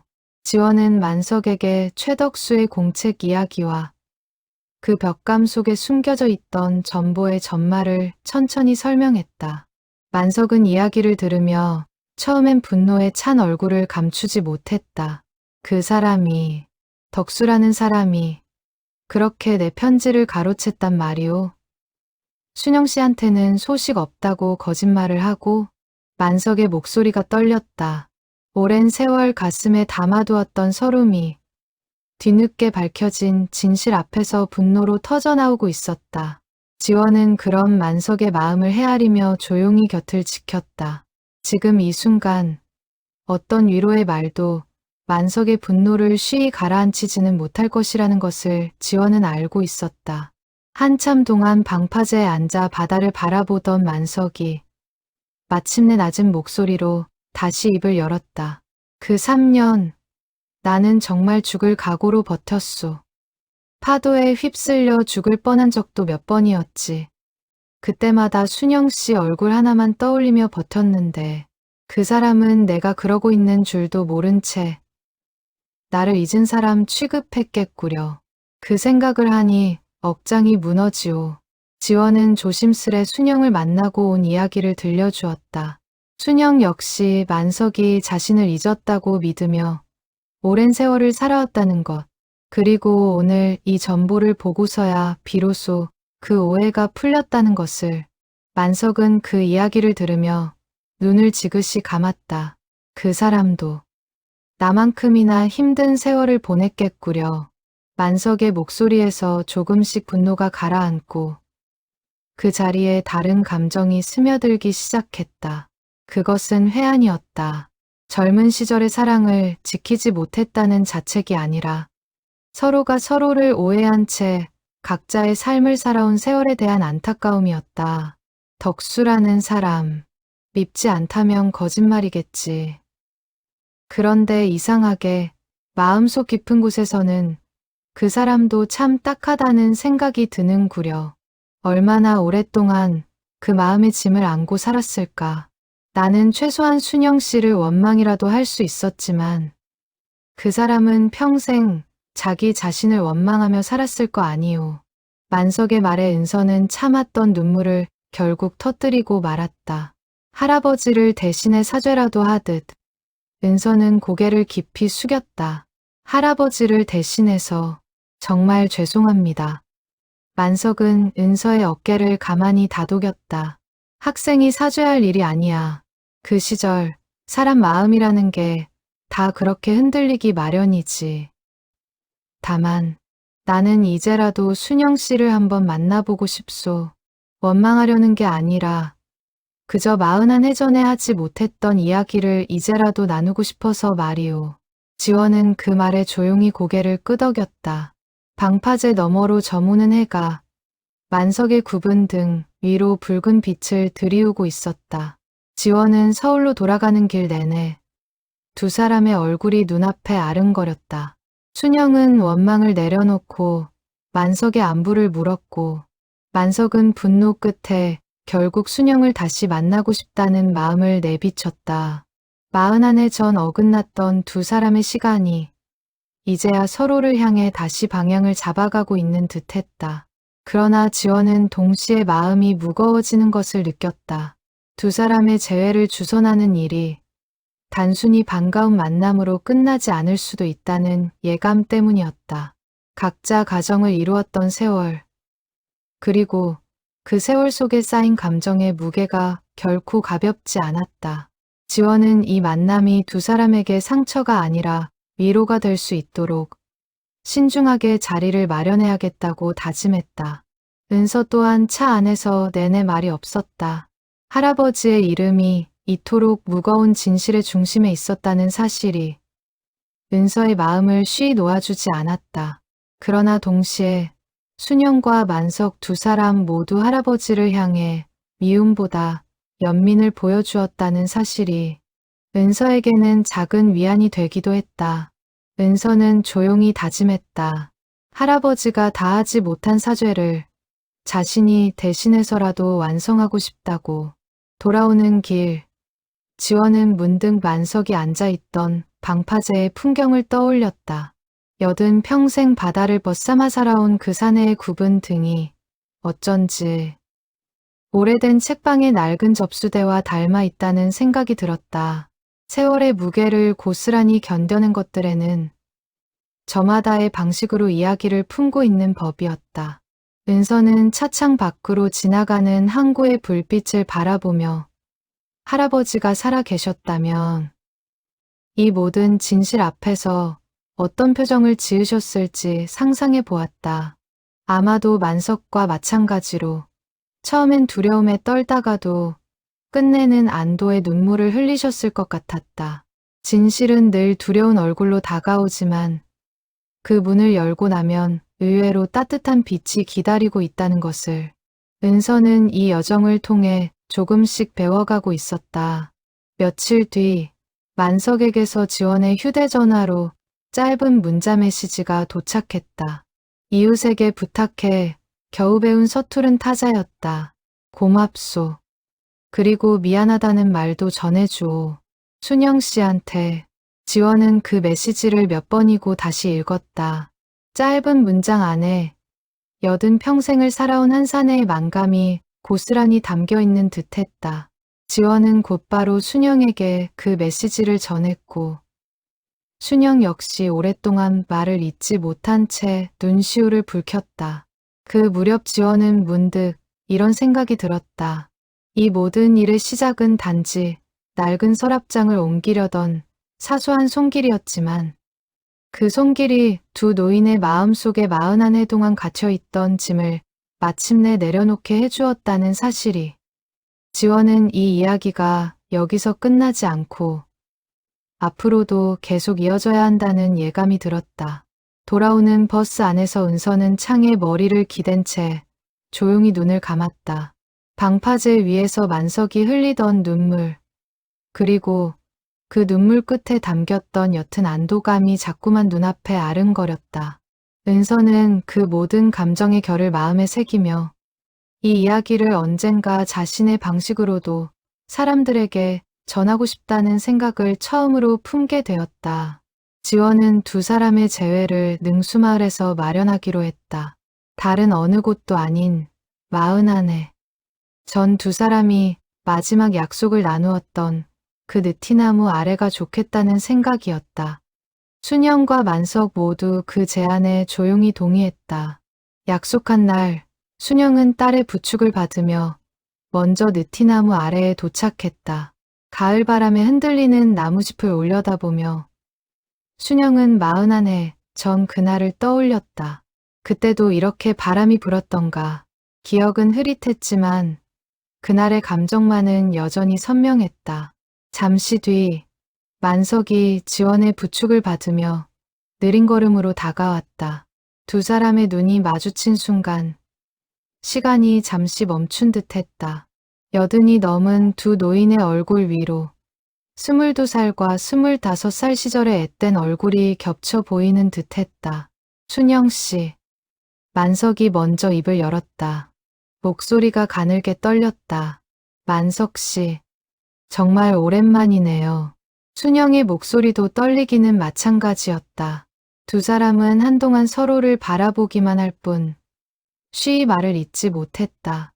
지원과 은서는 조금 떨어진 곳에서 그 모습을 지켜보며 두 사람만의 시간을 방해하지 않으려 조용히 자리를 지켰다. 먼저 마음을 추스른 것은 순영이었다. 그동안 많이 원망했어요. 왜 소식 한 장 없었을까? 왜 나를 잊었을까? 그런데 이제 보니 제가 잘못 짚고 있었네요. 만석은 고개를 저었다. 나도 마찬가지요. 순영 씨가 나를 잊었다고 믿으며 그 믿음 하나로 스스로를 다독이며 살았소. 그런데 그게 다 헛된 믿음이었다니 지금도 믿기지가 않는구려. 두 사람 사이에 잠시 침묵이 흘렀다. 그 침묵은 어색함이 아니라 마흔 한 해라는 세월의 무게를 함께 가늠하는 시간이었다. 이윽고 순영이 품에서 낡은 사진 한 장을 꺼내 만석에게 내밀었다. 국수집 마당에서 찍은 젊은 날 두 사람의 흑백 사진이었다. 이거 아직도 가지고 있었어요. 볼 때마다 마음이 복잡했지만 차마 버릴 수가 없더라고요. 만석은 떨리는 손으로 사진을 받아들었다. 사진 속 앳된 두 얼굴이 지금 눈앞에 주름진 얼굴과 겹쳐 보였다. 만석의 눈에서 다시 눈물이 흘렀다. 나도 순영 씨가 준 편지 오래도록 가지고 있었소. 이제 낡아서 다 바스러지려 하지만 두 사람은 그렇게 서로가 간직해온 세월의 조각들을 나누며 41해의 공백을 조금씩 메워갔다. 그것은 다시 사랑을 시작하자는 약속이 아니었다. 각자 이미 다른 삶을 살아온 두 사람에게 그런 것은 더 이상 중요하지 않았다. 두 사람이 나누고 싶었던 것은 그저 서로에게 씌워졌던 오해를 벗겨내는 일이었다. 그리고 그 오해 너머에 여전히 남아있는 순수했던 22살과 25살의 진심을 서로에게 확인하는 일이었다. 이제라도 알게 되어서 다행이에요. 순영이 눈물을 닦으며 말했다. 만석도 고개를 끄덕였다. 그래요. 늦었지만 그래도 다행이요. 느티나무 잎사귀 사이로 스며드는 오후 햇살이 두 노인의 어깨 위에 따스하게 내려앉고 있었다. 한참 뒤 만석이 조심스레 덕수의 이야기를 꺼냈다. 순영 씨, 그 덕수라는 사람 말이오. 나는 처음엔 정말 미웠소. 죽을 고비를 넘기며 버틴 세월을 그 사람 때문에 허무하게 흘려보냈다고 생각하니 분이 삭지 않더구려. 그런데 곰곰이 생각해보니 그 사람도 참 불쌍한 사람이다 싶소. 좋아하는 마음 하나 제대로 전하지도 못하고 그 마음을 지키겠다고 평생을 숨기며 살았을 거 아니오. 순영도 고개를 끄덕였다. 저도 처음엔 배신감이 컸어요. 그런데 지원 씨한테 그 이야기를 들으면서 덕수 씨가 얼마나 힘들게 살았을지 짐작이 가더라고요. 늘 뭔가에 쫓기는 사람처럼 보였던 게 다 그 마음의 짐 때문이었나 봐요. 지원과 은서는 조금 떨어진 곳에서 그 대화를 듣고 있었다. 은서는 두 사람의 너그러움 앞에서 다시 한번 고개를 숙였다. 순영이 그런 은서를 손짓해 불렀다. 학생, 이리 와요. 학생이 왜 자꾸 죄스러운 얼굴을 하고 있어. 학생이 지은 죄가 아닌데. 은서는 조심스레 두 사람 앞으로 다가갔다. 할아버지를 대신해서 정말 죄송하다는 말씀을 드리고 싶었어요. 두 분의 세월을, 할아버지의 순간적인 선택이 이렇게 오래 어긋나게 만들었으니까요. 만석이 은서의 손을 가만히 잡았다. 학생, 사람이 살면서 실수 한 번 안 하고 사는 사람이 어디 있겠나. 그 실수의 무게를 평생 안고 살았다면 그것으로 이미 충분한 대가를 치른 셈이지. 우리는 이제 원망하지 않으려 하네. 학생도 그 마음의 짐, 이제는 내려놓아도 되네. 은서의 눈에서 참았던 눈물이 흘러내렸다. 순영도 은서의 다른 손을 잡으며 다정하게 다독였다. 할아버지가 하늘에서 보고 계신다면 오늘 이 자리를 보고 조금은 마음이 놓이실 거예요. 우리 이제 다 용서했으니까요. 느티나무 아래 세 세대에 걸친 마음들이 마침내 하나로 이어지고 있었다. 지원은 그 광경을 바라보며 이 오래된 이야기가 마침내 제자리를 찾아가고 있음을 느꼈다. 해가 뉘엿뉘엿 저물 무렵 순영과 만석은 느티나무 아래 나란히 앉아 서로의 지난 세월을 나지막이 들려주었다. 자녀 이야기, 살아온 마을 이야기, 그리고 각자 배우자와 함께한 시간들까지. 그것은 지나간 사랑을 그리워하는 자리가 아니라 서로의 인생을 온전히 존중하며 축복하는 자리였다. 순영 씨가 행복하게 살아왔다니 그것만으로도 나는 되었소. 만석의 말에 순영도 조용히 웃으며 답했다. 만석 씨도요. 이렇게 건강하게 살아 계셔서 다행이에요. 두 사람은 그렇게 41해의 세월을 뒤로하고 서로에게 남은 날들을 향해 다시 걸어갈 준비를 하고 있었다.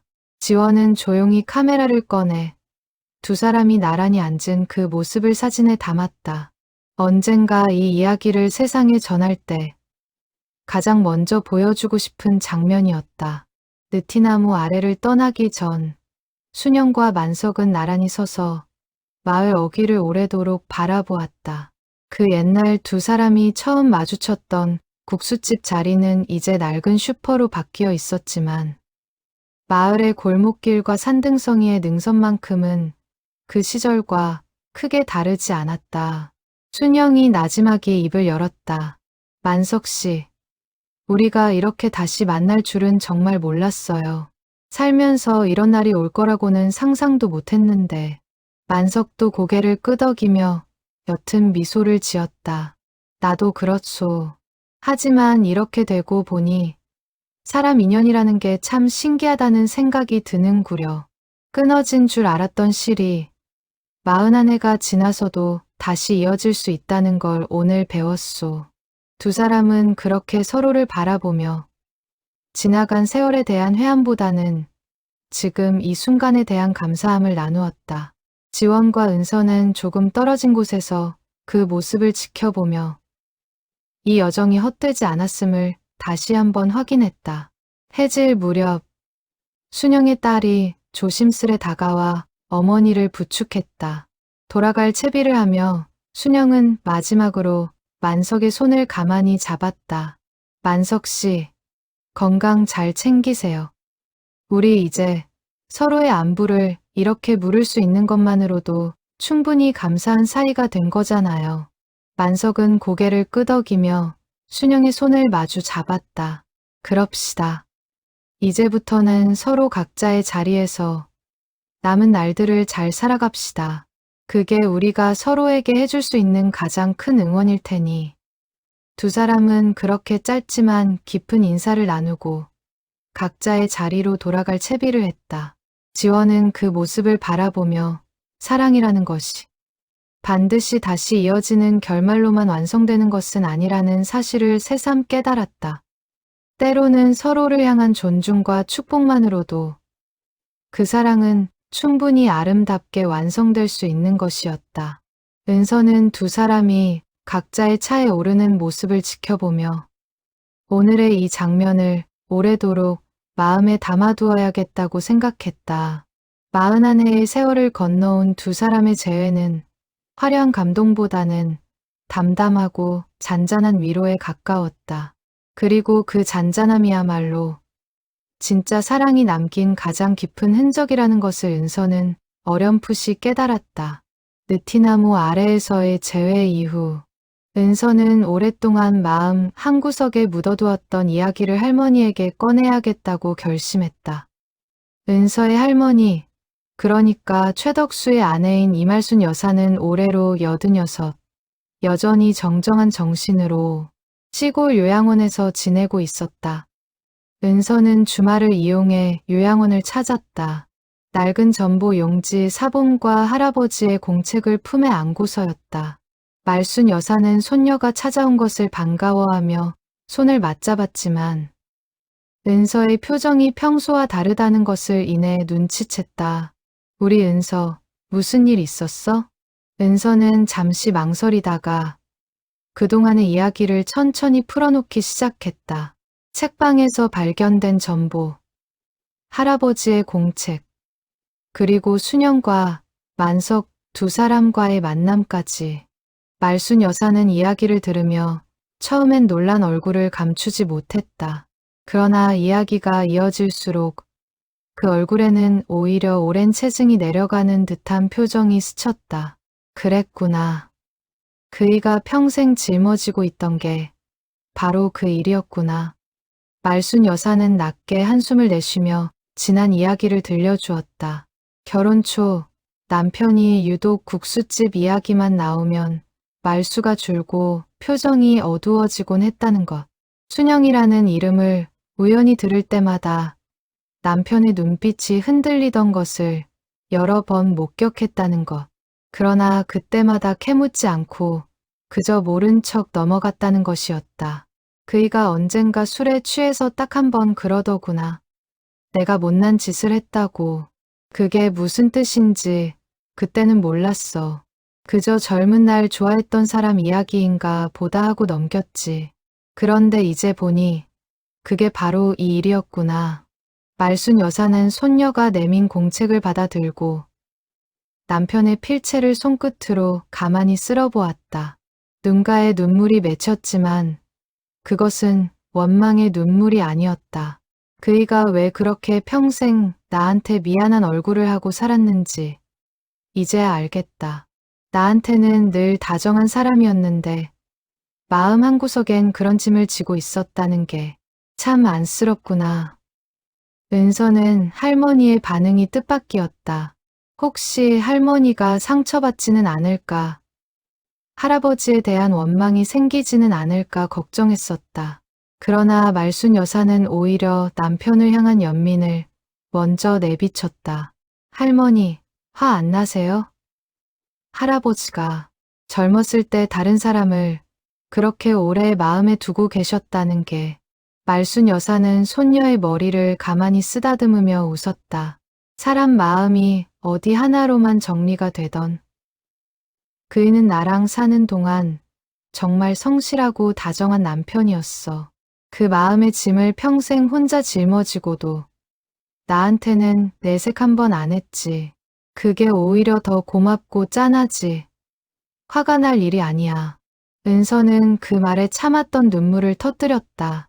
할머니의 넓은 마음이 은서가 그토록 무겁게 짊어지고 있던 죄책감을 조금씩 녹여주고 있었다. 말순 여사는 잠시 창밖을 바라보다가 문득 생각났다는 듯 은서에게 물었다. 그래서 그 순영이라는 분은 지금 어떻게 지내시니? 만석이라는 분도. 두 분 다 건강하게 잘 지내고 계세요. 얼마 전에 느티나무 아래서 만나셨는데 두 분 다 할아버지를 원망하지 않는다고 하셨어요. 오히려 안쓰럽다고 하시더라고요. 말순 여사의 눈에 다시 눈물이 고였다. 그런 너그러운 분들이었구나. 은서야, 부탁이 하나 있다. 그분들을 한번 뵐 수 있을까? 남편을 대신해서 내가 직접 사과를 드리고 싶구나. 비록 그이는 이제 이 세상에 없지만 그 사람 대신 내가 할 수 있는 일이 있다면 하고 싶어. 은서는 할머니의 손을 꼭 잡으며 고개를 끄덕였다. 제가 자리를 마련해 볼게요. 할머니. 며칠 뒤 은서는 지원과 상희의 순영과 만석, 그리고 말순 여사가 함께 만날 수 있는 자리를 조심스레 마련했다. 새 노인이 마주한 그 자리에서 말순 여사는 깊이 고개를 숙이며 남편을 대신해 사과를 전했다. 순영과 만석은 손사래를 치며 오히려 말순 여사를 다독였다. 사돈, 이렇게까지 안 하셔도 됩니다. 우리는 이미 다 마음을 풀었어요. 세 사람은 그렇게 서로의 손을 맞잡으며 41해 동안 새 집안 사이에 드리워져 있던 보이지 않는 그늘을 함께 걷어냈다. 그것은 단순히 한 통의 전보를 둘러싼 오해가 풀리는 순간이 아니라 새 가족의 마음이 비로소 온전히 화해하는 순간이었다. 자리를 파하고 돌아가는 길, 은서는 지원에게 조용히 속마음을 털어놓았다. 사장님, 저는 사실 이 전보를 처음 봤을 때 할아버지의 잘못이 세상에 드러나는 게 두려웠어요. 그런데 지금 와서 생각해보니 오히려 이 일을 통해서 할아버지가 평생 짊어지고 살았던 짐을 조금이나마 내려놓으실 수 있게 된 것 같아요. 지원은 은서의 어깨를 다독이며 웃었다. 진실이라는 게 늘 아프기만 한 건 아니야. 오늘처럼 때로는 그게 여러 사람의 마음을 동시에 풀어주는 열쇠가 되기도 하지. 은서 너도, 할머니도, 순영 어머님도, 만석 어르신도 오늘 다들 조금씩 더 가벼워지셨을 거야. 은서는 고개를 끄덕이며 하늘을 올려다보았다. 노을이 붉게 물든 하늘 아래 능수마을의 오래된 느티나무가 여전히 그 자리를 지키고 있었다. 41해 동안 침묵 속에 갇혀있던 이야기가 이제 새 가족의 화해라는 결실을 맺으며 새로운 페이지를 열고 있었다. 말순 여사는 그날 이후로 종종 은서에게 남편과 함께했던 젊은 시절의 이야기를 들려주기 시작했다. 그동안은 굳이 꺼내지 않았던 소소한 추억들, 이를테면 결혼 첫 해 함께 마을 잔치에 갔던 일이나 덕수가 서툰 솜씨로 손녀의 베넷 저고리를 지어보려 했던 일화 같은 것들이었다.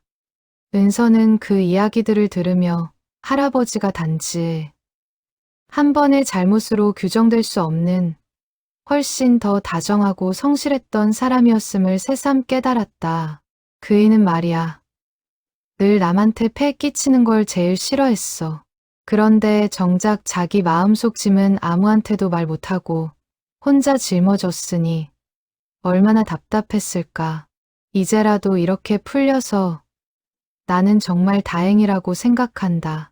은서는 할머니의 그 말을 마음 깊이 새겼다. 사람은 누구나 완벽하지 않다는 것. 그리고 그 불완전함 속에서도 사랑하고 그리워하며 살아가는 존재라는 것을. 은서는 이 여정을 통해 더 깊이 이해하게 되었다. 요양원을 나서기 전 말순 여사는 은서에게 낡은 손수건 하나를 건넸다. 덕수가 생전에 늘 품고 다니던 물건이라고 했다. 이걸 은서 내가 가지고 있으렴. 할아버지가 평생 마음에 품고 살았던 무게를 이제는 우리가 함께 나누어 가지자꾸나. 은서는 손수건을 받아 들고 한참을 말없이 서 있었다. 낡고해진 그 천 조각에서 할아버지가 평생 짊어졌던 침묵의 무게와 그럼에도 가족을 향해 변함없이 다정했던 마음이 동시에 느껴지는 듯했다. 은서는 그 손수건을 소중히 품에 안고 요양원을 나섰다.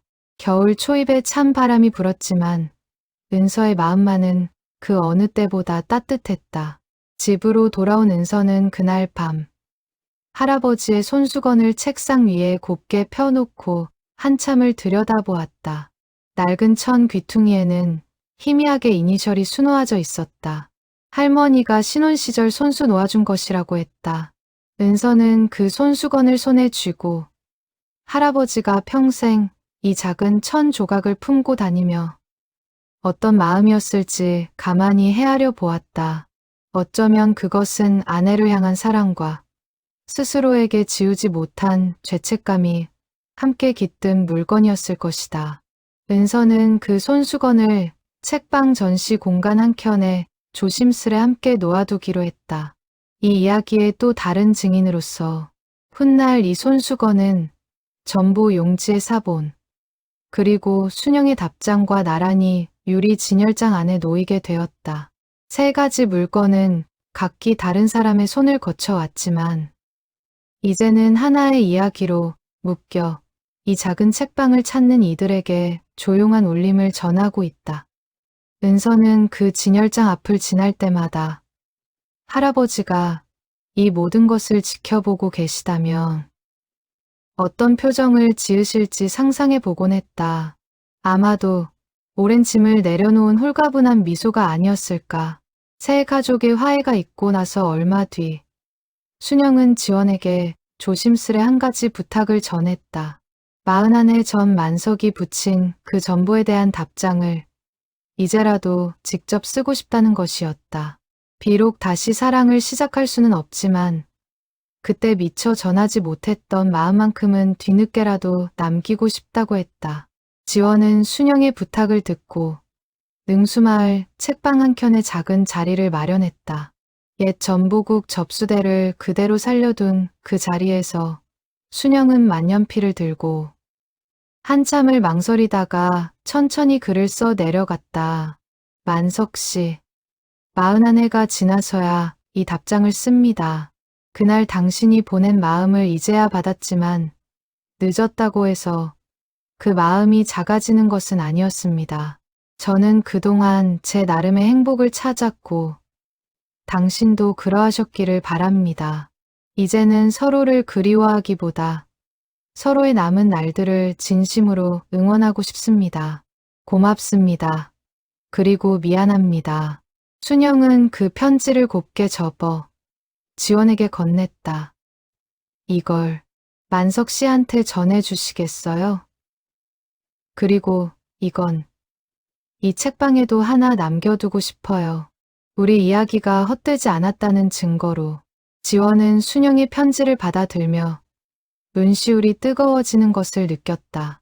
며칠 뒤 지원은 그 편지를 들고 다시 항구 도시의 어촌 마을을 찾았다.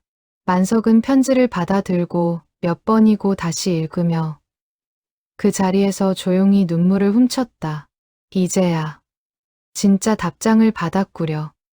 만석은 그렇게 중얼거리며 방파제 너머 먼 바다를 오래도록 바라보았다. 41해 전 청년이었던 자신이 이 순간을 얼마나 간절히 기다렸는지를 떠올리는 듯한 얼굴이었다. 이 이야기는 시간이 지나며 자연스럽게 능수마을 사람들 사이에 퍼져나갔다. 처음엔 그저 흥미로운 예시이야기로 여겨졌지만 사람들은 곧 그 이야기 속에 담긴 진심에 조금씩 마음을 열기 시작했다. 마을 이장은 오래된 전보국 건물을 정식으로 마을의 작은 기념 공간으로 지정하자는 의견을 냈고 지원은 흔쾌히 그 뜻에 동참했다. 지원은 벽감이 있던 자리에 작은 유리 진열장을 마련해 41해 만에 세상에 나온 그 전보 용지의 사본과 순영의 답장, 그리고 최덕수의 공책 일부를 함께 전시하기로 했다.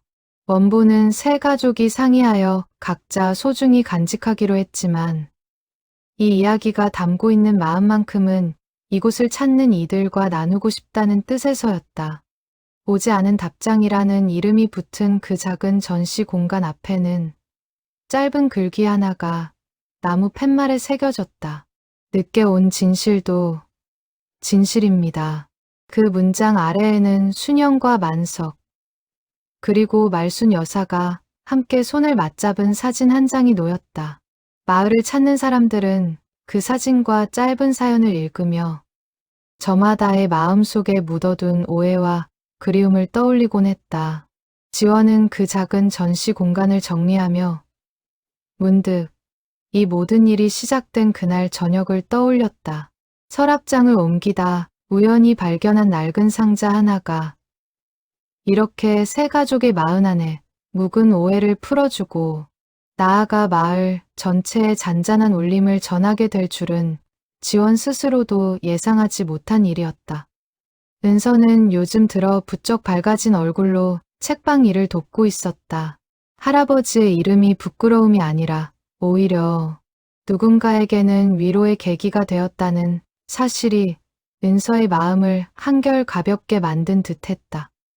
은서는 종종 전시 공간 앞에 서서 자신을 찾아오는 사람들에게 이 이야기를 조곤조곤 들려주곤 했다.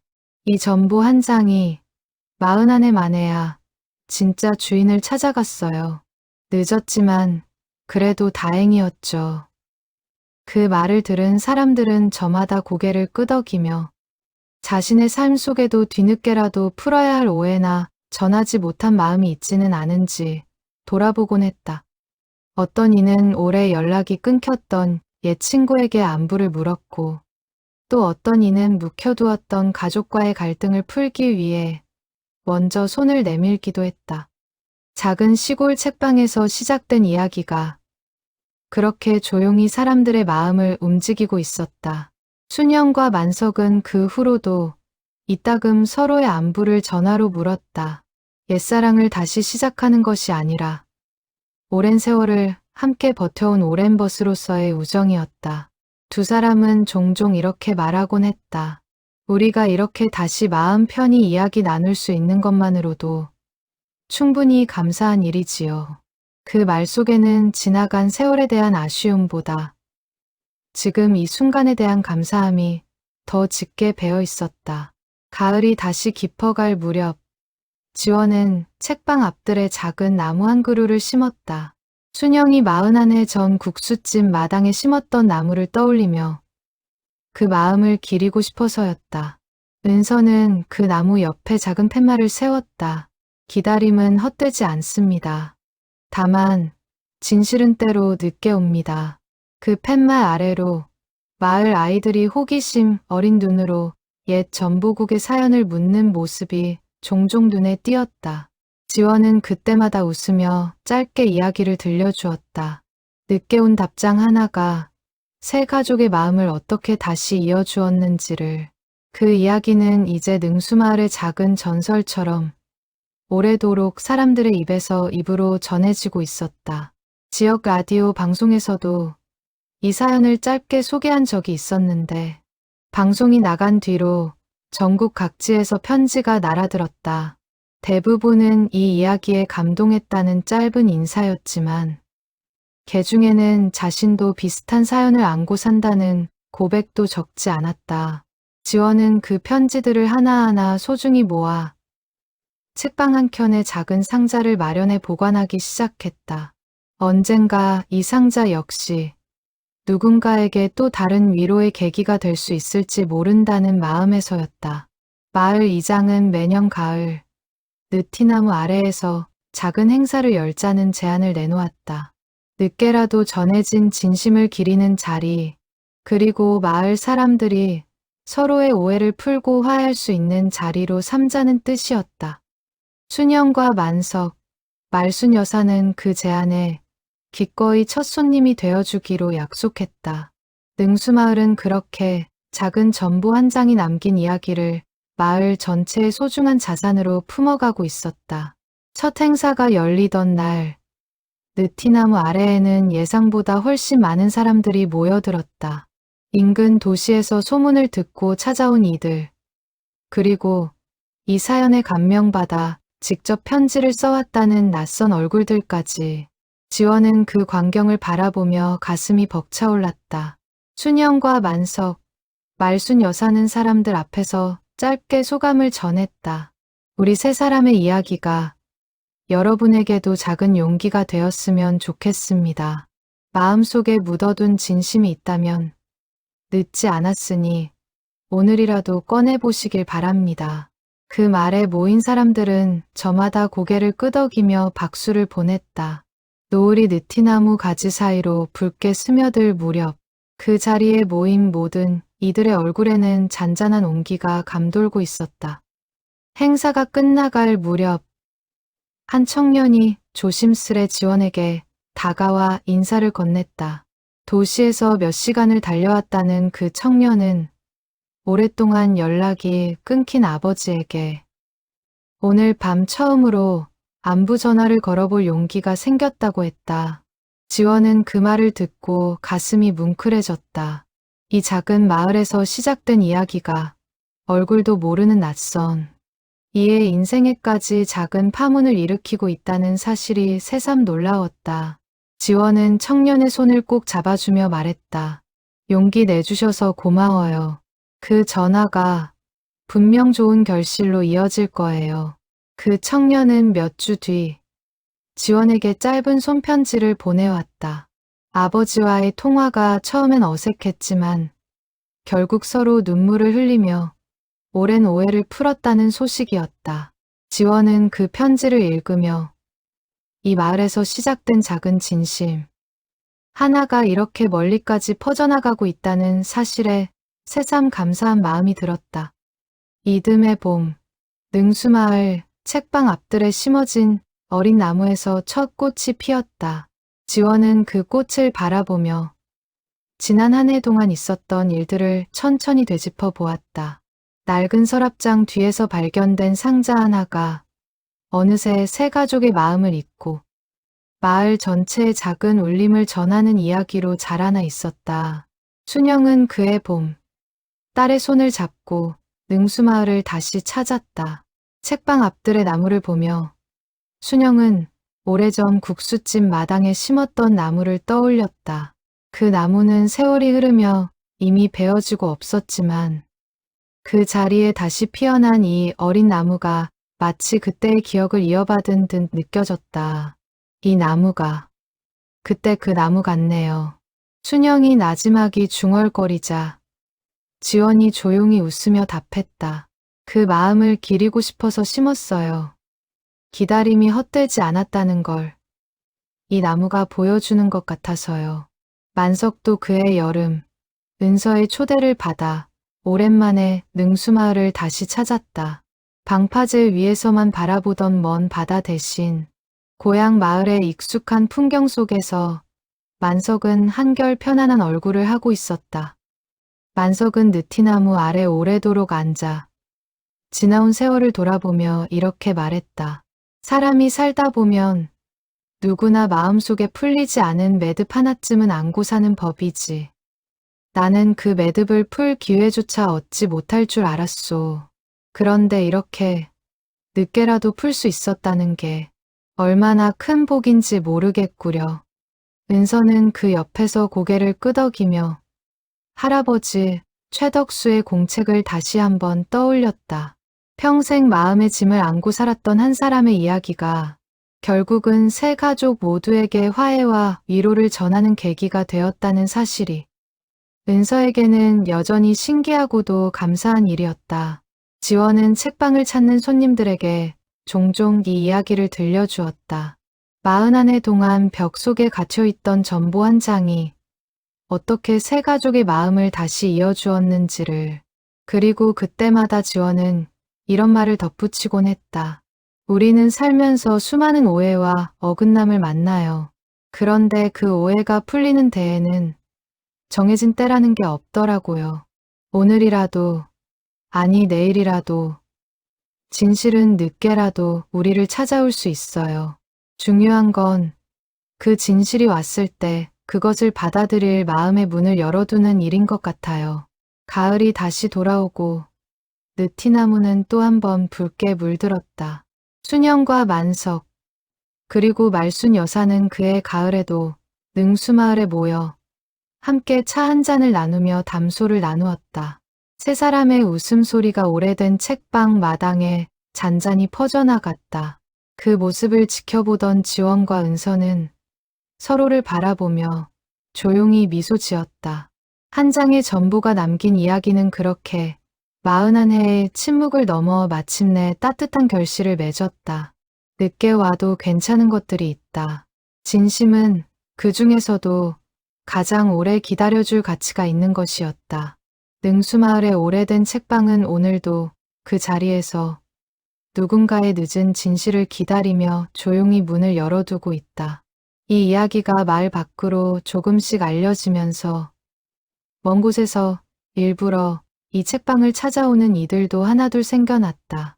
그들은 저마다의 사연을 안고 왔다. 오래전 헤어진 첫사랑을 그리워하는 이도 있었고, 부모와 오랜 세월 소원하게 지낸 것을 후회하는 이도 있었다.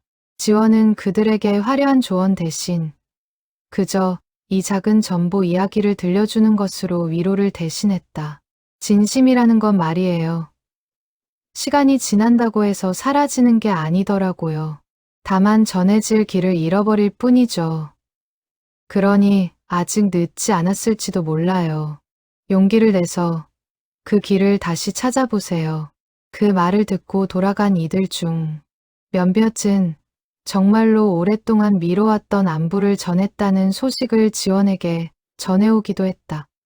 어떤 이는 형제와 화해했다는 편지를 보내왔고, 또 어떤 이는 돌아가신 부모님께 못다한 말을 묘소 앞에서 전했다는 이야기를 들려주었다. 작은 시골 책방에서 시작된 이야기가 그렇게 조금씩 세상 곳곳에 굳게 닫힌 마음의 문들을 두드리고 있었다. 은서는 이제 할아버지의 이름을 부끄러워하지 않았다. 오히려 할아버지의 이야기가 누군가에게는 용기가 되고 또 다른 누군가에게는 위로가 되었다는 사실을 자랑스럽게 여겼다. 은서는 종종 이렇게 말하곤 했다. 할아버지는 큰 실수를 하셨지만 그 실수를 통해서 결국은 많은 사람들에게 화해의 소중함을 일깨워 주셨어요. 저는 이제 할아버지를 원망하지 않아요. 오히려 감사한 마음이 더 커요. 능수마을에 다시 겨울이 찾아왔다. 눈이 소복이 쌓인 책방 앞들. 어린 나무는 겨울잠을 자듯 조용히 다음 봄을 기다리고 있었다. 그 나무처럼 이 세상 어딘가에는 아직 전해지지 못한 진심들이 조용히 자신의 때를 기다리고 있을 것이다. 그리고 언젠가 그 진심들도 이 작은 전보처럼 마침내 제자리를 찾아가는 날이 오기를. 능수마을의 오래된 책방은 오늘도 그 소망을 품고 따뜻한 불빛을 밝히고 있었다. 지원은 어느 날 밤 책방 문을 닫으며 문득 처음 이 상자를 발견했던 순간을 떠올렸다. 낡은 서랍장을 옮기려던 사소한 손길 하나가 이렇게 여러 사람의 인생을 잇는 커다란 이야기로 이어질 줄은 그때는 짐작조차 하지 못했다. 지원은 창가에 앉아 그날 이후 자신에게 찾아온 변화를 가만히 되짚어 보았다. 낯선 사람들의 사연에 귀 기울이는 법을 배웠고 늦게 온 진실 앞에서도 흔들리지 않는 법을 배웠다. 그리고 무엇보다 사람과 사람 사이의 오해란 결국 시간이 아니라 진심으로만 풀 수 있다는 것을 깊이 깨달았다. 은서는 이제 어엿한 책방의 공동 운영자가 되어 지원과 함께 이 오래된 건물을 지켜가고 있었다. 두 사람은 종종 옛 전보국 접수대 앞에 나란히 앉아 그날의 이야기를 찾아오는 손님들에게 들려주곤 했다. 그 이야기를 듣고 돌아가는 이들의 발걸음이 조금은 더 가벼워 보이기를 바라는 마음으로 능수마을에는 오늘도 바람이 불고 느티나무 잎사귀가 조용히 흔들린다. 그리고 그 아래 40안에 전 어긋났던 두 사람의 약속이 마침내 완성되었다는 사실을 이 마을은 오래도록 기억할 것이다. 늦게 온 답장 하나가 남긴 것은 결국 사람은 누구나 서로를 향한 진심을 믿고 기다릴 자격이 있다는 아주 오래되었지만 결코 낡지 않는 진실이었다. 세월이 흘러 순영과 만석 두 사람 모두 각자의 자리에서 평온한 노년을 보내고 있다는 소식이 이따금 책방으로 전해져 왔다. 두 사람은 명절이면 서로에게 안부 전화를 걸었고 자녀들에게도 이 오래된 인연에 대해 스스럼 없이 이야기하곤 했다. 그 이야기를 전해 들은 자녀들은 처음엔 놀랐지만 곧 부모의 젊은 날을 이해하고 오히려 더 깊이 존경하게 되었다고 했다. 지원은 책방 한켠에 마련된 작은 전시 공간을 정리할 때마다 이 모든 이야기의 시작이 되었던 낡은 오동나무 상자를 가만히 쓰다듬어 보곤 했다. 상자는 이제 텅 비어 있었지만 그 안에 담겨 있던 마음만큼은 이 마을 곳곳에 그리고 이 이야기를 들은 모든 이들의 가슴 속에 여전히 살아 숨쉬고 있었다. 늦게 와도 괜찮다. 진심은 언제 도착하든 그 자체로 충분히 귀한 것이었다. 능수마을을 떠나는 이들은 저마다 책방 앞들의 어린 나무를 한 번씩 돌아보곤 했다. 아직은 작고 여린 나무였지만 그 뿌리는 이미 이 마을의 오래된 이야기와 깊이 얽혀 있었다. 봄이면 꽃을 피우고 여름이면 푸른 그늘을 들이우고 가을이면 붉게 물들었다가 겨울이면 다시 조용히 다음 해를 준비하는 나무의 사계절처럼 사람의 마음도 그렇게 계절을 돌아 마침내 제자리를 찾아가는 것인지도 모른다. 지원은 오늘도 책방 문을 열며 이 조용한 마을에 또 어떤 진심이 늦게라도 찾아와 문을 두드릴지 기대하는 마음으로 하루를 시작한다.